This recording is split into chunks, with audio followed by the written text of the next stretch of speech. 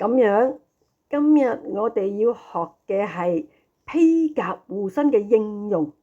請睇 PPT。我哋今日咧新嘅內容，首先披甲護身嘅手印，我哋可以結普通嘅金剛護法嘅通印，而金剛手菩薩亦都有佢自己特別嘅手印嘅，係咁樣嘅呢個就係金剛手菩薩佢嘅專屬嘅特別嘅手印。咁樣通印咧就係咧咁樣嘅金剛合掌手印。觀賞咧要觀賞金剛手菩薩，全身係深藍色憤怒像，右手咧係呢個金剛杵，左手咧就係持金剛索，而且喺佢嘅身上頭頂係用雜寶同埋蛇為瓔珞為裝飾。呢個就係呢個世界上人們最怕嘅、最恐懼嘅，就係佢用嚟作為裝飾消除咗咧，超越咗所有嘅恐懼。然後咧佢穿嘅係虎皮裙右腿係屈嘅，左腿係伸嘅。呢個就係金剛手菩薩嘅形象持佢嘅咒要持7遍嘅，咁樣佢嘅咒咧玻璃蘭遮利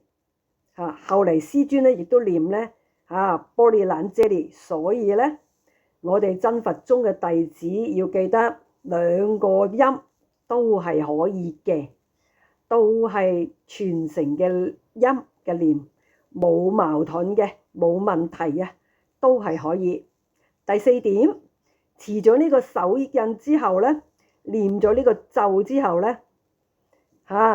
點5處：天心、喉嚨、心輪、左肩、右肩。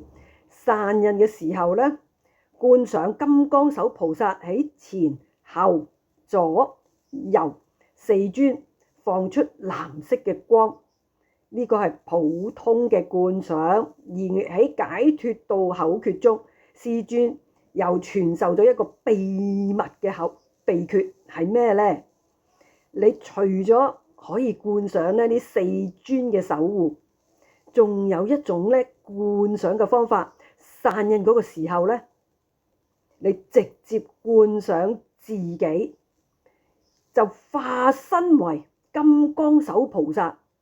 咁樣咧，尤其係你要出門而家瘟疫橫行你要出門做披甲護身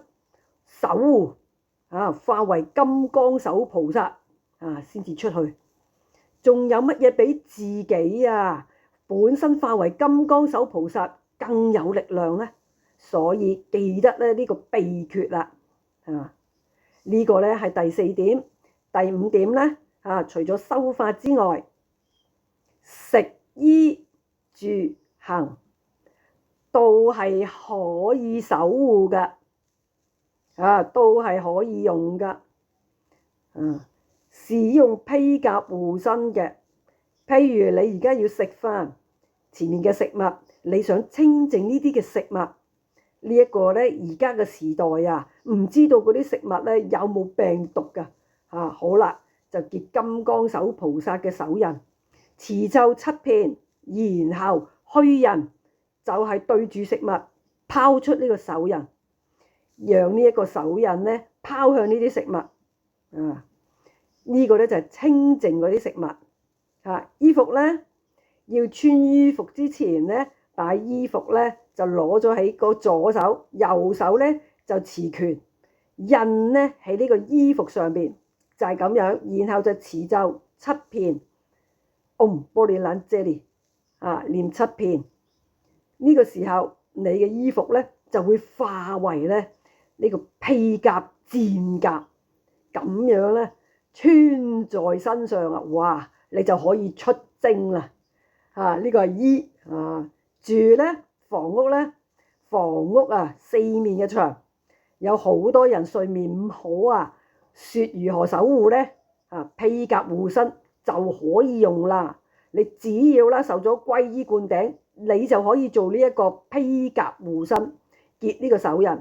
啊，每面牆念7遍，然後把手印拋出去，拋喺嗰個面嗰個牆上邊，觀想金剛手菩薩守護啊，然後再守護另外一面牆，4面牆全部都守護。呢個就係住嘅。行咧啊，騎車、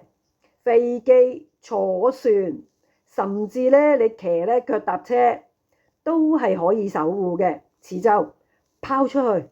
啊，呢個叫做虛印嚇，就係咁樣拋出去啊嚟守護佢啊。咁樣如果大家要出門啦啊，特別啊係要去醫院啊、